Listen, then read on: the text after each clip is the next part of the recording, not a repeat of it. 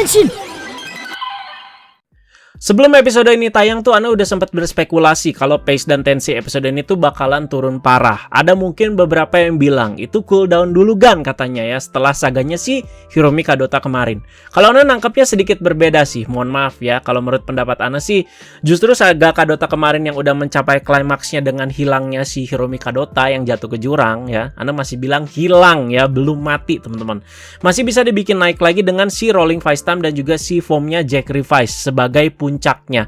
Jadi setelah semua klimaks kemarin tuh puncaknya yang muncul form si Jack Revice ini gitu. Menurut Ana ya, kalau ini kan seperti cooldown lagi terus dimunculin form baru ya. Jadi debut dan itemnya si Jack Revice tuh menurut Ana sih akan lebih berasa lagi prosesnya ya. Jadi walaupun gak buruk-buruk amat juga episode kali ini, jadi langsung saja kita bakalan bahas Kamen Rider Revice episode 22. Jadi untuk episode ini patternnya balik lagi seperti awal-awal episode kita nonton Revice ya, dimana ada orang yang terkena masalah ngelapor ke si pemandiannya si Iki dan Iki yang akan membantu masalah mereka tersebut. Emang aneh kedengerannya ya, pemandian air panas tapi ikut campur urusan orang lain atau mau ngebantuin orang lain ya. Jadi memang seperti itu ya. Jadi emang si Ikinya juga kan Kamen Rider, tugasnya ya untuk membantu orang gitu. Ana nggak akan jelaskan secara panjang lebar soal ini ya. Ana juga udah bilang di preview episode kemarin ya. Jadi cuman ambil yang penting-pentingnya aja. Jadi diceritakan ada pelawak kombi yang sedang naik daun bernama Kuki Kaidan ya. Dan mereka juga di sini diserang oleh seseorang yang bersekongkol dengan Deadman. Yang dicurigai sih di sini pelawak-pelawak saingannya yang juga memakai format duo ya atau kombinasi ya. Dan yang Ana tangkap dari dulu emang gaya lawak Jepang itu yang menurut mereka kocak ya, menurut masyarakat mereka kocak yang di sana itu ya kayak gimana ya? Ibaratnya kayak yang geplak kepala lah, terus juga dan semacam lah ya. Pokoknya yang gerakan fisik yang bikin lucu-lucu lah ya. Jadi beda kultur, beda juga jenis lawakannya sama kita pastinya di Indonesia ya. Kalau kita apa ya jenis lawakannya ya? Lebih ke jokes bapak-bapak mungkin ya, terus juga baperan skip Anda golongan kami dan segala macem ya. Kita juga diperlihatkan dengan genom baru dari Revice yaitu Neo Bata Genom. Sebenarnya udah lama previewnya tapi untuk si debut episodenya baru di episode ini. Jadi karena episode ini temanya pelawak, jadi katanya relate juga sama genom ini ya. Based on Zero One juga kan, Kamen Rider Zero One yang AK penggunanya itu adalah si Hiden Aruto yang juga suka ngelawak. Ya boleh lah relasinya ya. Jadi pas berubah juga si Vice-nya kan ngomong ya, Vice Janaito, asik. Jadi Vice Time ini tuh dikembangkan oleh George karena berkaca dari alur cerita yang ada di movie Kamen Rider Beyond Generation. Ya, jadi dibawa-bawa nih Beyond Generation di serialnya ini. Jadi Kamen Rider Beyond Generation di mana si Iki ini ketemu si Toma, aka Kamen Rider Saber, sama Kamen Rider Century ya. Di kayaknya sih timeline-nya ini pas episode belasan Revice lah ya, mungkin ya yang Ana tangkep ya. Jadi ternyata disambung-sambungin aja gitu. Dan genom ini menurut Ana keren ya, keren asli ya. Jadi gaya fight-nya juga keren, jadi nostalgia juga sama Zero One ya, karena ya Zero One banget menurut Ana di situ ya, mengandalkan kekuatan kaki untuk lompatan dan juga tendangannya. Ya belalang banget lah. Dan efek-efeknya itu ya Zero One banget ya. Efek-efeknya itu yang kayak pas Zero One itu gerak ya kayak si Zone di Kuroko lah ya, Kuroko no Basket ya kayak gitu ya. Anda ngelihatnya di situ si Revice-nya malah kayak Zero One yang di repaint jadi warna pink. Ya soalnya bener-bener mirip banget loh itu ya. Udah mas sweet aktornya juga sama si Yuya Nawata kan, jadi kayak nggak ada bedanya gitu. Jadi bener-bener ya itu Zero One di repaint jadi warna pink menurut Ana sih ngelihatnya. Gak cuman itu aja hadiah dari George, tetapi seorang perwakilan dari Phoenix mengirimkan Iki item baru lagi, yaitu Rolling Face Time. Bang, tapi itu bukan. Sabar, iya sabar, Anda tahu. Sabar aja ya, kita bahas dulu aja ya. Jadi katanya teorinya di sini sih item Rolling Face Time ini tuh dibuat untuk mengatasi sakit kepala yang sering dialamin sama si Vice ya. Dan terjadilah fight kedua melawan Deadman yang sama di episode ini ya. Jadi ketika hendak finishing, Vice-nya itu langsung sakit kepala. Jadi mau tidak mau, Iki pun menggunakan Rolling Face Time untuk berubah menjadi Kamen Rider Jack Revice. Jack Revice ya, bukan Jack Vice atau Jack Revive. Jadi sequence perubahannya menurut Ana agak berasa dark gitu ya. Dan kalau kalian lihat juga ada bagian yang sama seperti di opening episode, di mana Vice-nya itu ada di bawah kakinya si Iki, si Ikinya itu ada di atas. Nah, pasti kalian lihat lah bagian itu ya. Jadi Vice-nya itu jadi kayak simbiot gitu sih yang Ana lihat ya. Dan seperti mengambil alih si Revive-nya gitu ya. Jadi si Revive dengan Rex Genomnya itu yang warnanya pink Tosca, cuman berubah aja warnanya jadi si hitam dan juga abu, dan tiba-tiba ada tambahan duri-duri di bagian kanan tubuhnya. ya. Jadi mirip-mirip Venom juga ya, oke lah kalian mau nyebutnya kayak apa ya. Jadi menurut Anda sih cukup oke ya perubahannya menurut Anda ya. Dan itu pop-up chatnya juga masih ada kayak biasa ya, yang kayak ada background-backgroundnya itu di belakang ketika si Iki ini mau hands-in. Nah, penggunaannya juga cukup unik menurut Anda ya. Jadi roda cap di stemnya itu seperti harus digelindingin. Jadi atau kayak diputar gitu lah lewat badan ya. Kalau kalian udah lihat reviewnya, jadi kayak harus di roll gitu teman-teman ya ke badan gitu. Soundnya juga gimana ya, lumayan lah, nggak buruk ya. Jadi suara item-item revise ya gitu aja sih menurut Anda ya. Jadi kayak berasa susah gitu si Bandai bikin item yang soundnya itu ikonik lagi macam Dragon Knight. Menurut Anda belum ada lagi yang soundnya tuh keren menurut Anda ya. Cross Saber oke lah, tapi di revise ini yang ikonik banget tuh belum ada banget gitu menurut Anda ya. Jadi menurut Anda itu faktornya gara-gara udah terlalu banyak item juga kan. Hampir tiap minggu keluar item baru. Jadi soundnya itu jadi berasa sama semua. Rame, berisik, ya itu karakteristiknya itu rame, berisik ya udah gitu. Jadi untuk bentuk Anda udah bilang berkali-kali kalau Jack Revise ini foamnya dengan bentuk terkeren sejauh ini dari seluruh foamnya Revise. Oke, ini keren banget teman-teman ya. Yang lain ya sebenarnya ada yang oke seperti kayak Baritrax dan beberapa Genom, tapi Jack Revise ini udah paling keren ya. Sekali lagi Anda bilang Volcano jadi badut pak ya. Jadi bodoh amat juga mau bilang bang itu repaintnya Revirex Genom ya. Tapi kalau secara konsep udah oke ya udah gitu ya, udah keren ini ya. Dan lah dia debut fight dari Jack Revise. Untuk hasil ya udah pasti ketebak lah ya, karena ini foam baru ya pastinya udah pasti menang lah. Dan pasti dilihatin juga kelebihan-kelebihan dan juga bisa dibilang keimbaannya ya. Yang pengen kita lihat dan komentarin itu dari segi fight sama kemampuan dari foam satu ini, dari si Jack Revise. Kalau dihitung berserk sih kayaknya enggak ya, seperti yang kita asumsikan. Ternyata enggak berserk ya. Tapi emang si Vice gaya tarungnya begitu ya. Jadi bukan berserk itu ya. Jadi gaya tarungnya Vice itu ya emang gimana ya, kayak cengengesan preman abis gitu ya. Dan juga campur-campur smackdown gitu ya. Berasa keren dan liar aja gitu foam satu ini ya. Makanya baik yang nyangka wah kayaknya bakal berserk nih. Ternyata emang si Vice-nya tuh kayak gitu ya. Nggak cuman dari gaya fight, tapi bentuk rider dan coloringnya aja itu di situ udah mendukung gitu ya untuk si gaya fight yang seperti ini. Jadi cocok lah ya. Dimana kan kalau misalkan ya foamnya kayak badut, terus gaya fight-nya itu kayak Ouja gitu kan, nggak nyambung gitu kan. Tapi di sini dari si bentuk rider dan juga si warna ridernya juga udah mendukung menurut Anda ya. Jadi kayak Black Hazard juga kan kayak begitu gitu. Dan efek-efek pukulannya juga Anda suka ya, kayak ada cipratan-cipratan tinta hitamnya gitu. Karena kan collectible item Revise itu kan ya stem ya atau stempel ya, yang identik harus menggunakan tinta ya. Ini juga efek-efek tintanya hitam yang mewakilkan devil banget ya. Keren lah ya ketika mukul itu cerot. Asik.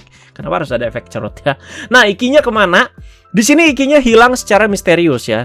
Ketika si Vice-nya berubah jadi Jack Revise maupun kembali lagi ke bentuk iblisnya. Ya udah terjawab lah ya teman-teman ya. Kan kemarin juga udah dibahas juga pas kita bahas scan di Tokusatsu. Ikinya jadi tukeran sama si Vice ya. Jadi ikinya itu yang kayak jadi iblisnya ya. Sementara main bodinya itu ya si Vice gitu. Nah, untuk reaksi George gimana? Dia juga kaget lihat si Jack Revise, terutama si Rolling Vice Thumb ini. Jadi George juga bertanya-tanya, siapa nih yang nyiptain si Rolling Vice Thumb ini? Jadi lebih kayak apa ya, nggak tahu dan juga dia nggak mau kalah gitu ya. Jangan belagu lu ya gitu, istilahnya kayak gitu teman-teman. Jadi beda reaksinya sama pas lihat Sakura make Libera Driver ya di sini ya. Di sini ada perbedaannya. Memang sama-sama kaget, tapi di sini dia bertanya-tanya siapa yang bikinnya. Sekali lagi ya, kalau Libera Driver kan kasusnya dia itu kaget karena itu memang ciptaan dia. Terus juga dibuang dan kok tiba-tiba dipakai sama si Sakura ya. Wajar panas juga di sini ya sebagai ilmuwan yang menciptakan Revise Driver gitu. Tiba-tiba apa nih Revise Driver gua dimasukin item yang bukan ciptaan gua. Dan juga Iki tuh bisa dibilang udah kayak aset juga kan buat si George. Nah, kalau bukan George, siapa ya? Ayo kita mulai tebak-tebakan. Kalau boleh tebak-tebakan ya, menurut Anda paling dekat itu si organisasi Weekend yang ngasih si Rolling Vice Thumb ke si Iki ini. Apa mungkin Deadman kan? Sepertinya sih nggak mungkin ya. Soalnya bisa dibilang sekarang itu Deadman itu kan terbagi dua kubu. Nah, Anda jelasin dulu ya. Pertama si Orteka nih ya. Jadi dia itu kan baru juga dapet Demon's Driver. Lagian pace episodenya juga lagi slow down gini. Jadi agak gimana gitu kalau dia yang kasih. Seperti nggak mungkin. Dan kedua Aguilera. Nggak mungkin sama sekali Aguilera ya. Lagi letoy-letoynya gitu. Dan apa gitu base-nya atau dasarnya dia ngasih itu apa gitu ya. Ya menurut Anda sih weekend sih teman-teman ya. Jadi petugas yang ngasih rolling stamp ke si Iki ini tuh mungkin aja orang weekend tapi mantan petugas Phoenix juga ya. Udah Anda bahas sebelumnya, weekend itu juga bisa kayak organisasi pemberontak gitu loh ya. Dimana banyak orang-orang mantan Phoenix yang udah menyadari konspirasi dari si Phoenix itu, merasa kecewa, keluar dan gabung weekend atau membentuk organisasi weekend. Ya makanya mereka itu tahu ya apa ya kayak gerak-geriknya si Phoenix tuh, konspirasinya tuh seperti apa, mereka tuh tahu ya. Nah itu dia. Orang ini yang masih punya seragamnya lah bisa dibilang ya. Dan kalau kita lanjutkan lagi, kok bisa diciptakan? Nah, sangat mungkin juga ada mantan ilmuwan Phoenix yang suka bantu George, mungkin sekarang kerja di weekend. Mungkin ya teman-teman, sekali lagi mungkin ya. Jadi orang yang ngasih itu weekend tapi masih punya seragam si Phoenix. Berarti dia mantan anggota Phoenix gitu. Dan motifnya apa gitu ngasih ke si Iki, si rolling stamp ini. Jadi kan yang seperti kita lihat kan terakhir-terakhir ya si organisasi weekend terutama si Pak Ushijima ini kan tertariknya sama si Sakura gitu ya. Nah sekarang itu untuk apa, dasar apa dia itu kayak memberikan si stamp ini tuh ke si Iki. Apalagi dia itu tahu gitu dimana si Vice itu katanya sering sakit kepala. Jadi si weekend itu bener-bener kayak merhatiin banget ya. Nah itu dia teman-teman yang dipertanyakan. Oke, jadi episode minggu depan teman-teman sesuai dengan scan yang kita bahas, Vice-nya itu jadi seenaknya, kadang merasa bebas ya. Jadi walau kadang si Iki itu suka nge-summon Vice lah istilahnya dengan ngecap Vice Stamp itu ke tubuhnya. Jadi kita lihat si Vice-nya kan kayak nggak pernah aneh-aneh gitu ya, patuh banget sama si Iki, nggak pernah bertingkah yang apalah gitu ya. Mungkin aja ini karena ada Iki ya, jadi nggak berani apa-apa, jadi kayak diawasin lah teman-teman. Nah kalau ini kasusnya kan udah nggak ada pengawasan juga dari si Iki ya, jadi merasa lebih bebas gitu. Wah gue bisa berbuat semau gue. Nah apa bakal ada tindakan Vice yang kelewat batas sehingga Phoenix itu ditugaskan untuk menangkap si Vice ini. Kelewat batas gimana? Ya paling anyap-anyapnya ya itu makan orang. Dimana dia kan pengen makan orang mulu gitu ya. Siapa tahu wah Iki nggak ada nih, nggak ada yang ngawasin gue. Ya udah gue makan orang gitu ya. Siapa tahu kan ya. Jadi kita bakal lihat tindakannya itu seperti apa. Jadi apakah eksekusinya itu jadi lawak atau ternyata ke arah yang lebih serius. Pokoknya sampai di situ si Phoenix itu ditugaskan untuk menangkap si Vice ini ya. Nah terus soal si pelawak nih ya. Jadi yang dicarikan itu adalah pemilik Vice Stamp-nya ya. Jadi karena ini belum nyampe fase 2. Oke, jadi bukan orang yang berubah jadi Deadman-nya, tapi pembuat kontrak alias pengguna Vice Stamp-nya yang dicari di sini ya. Nah, plot twist-nya nanti jangan-jangan si manajernya yang cantik itu lagi ya. Sama si siapa lagi yang bapak-bapak satu lagi itu ya. Jadi kan ini 2 orang sih yang dicurigai, soalnya Deadman-nya juga 2, Pak. Terus juga banyak pelawak-pelawak yang formatnya itu duo atau kombi ya. Jadi selalu dikira-kira itu pelawak-pelawak saingannya gitu yang membuat kontrak sama si Deadman-nya. Nah, kita tunggu aja ya. Nah, sekarang kita bahas soal Tamaki, Sakura, dan juga Ahulera. Kita bahas singkat dan cepat ya. Jadi secara kejam Ahulera di sini memecat Tamaki, Akafurio, karena dianggap sudah tidak punya kekuatan untuk melindungi Ahulera. Ini kejam banget sih. Gimana ya, mut-mutan banget sih si Ahulera, bikin kesel gitu ya. Jadi walaupun emang nggak punya kekuatan si Tamaki ini, tapi kan bisa support gitu secara moral gitu kan. Dimana Ahulera sama Smile Dash gitu ya.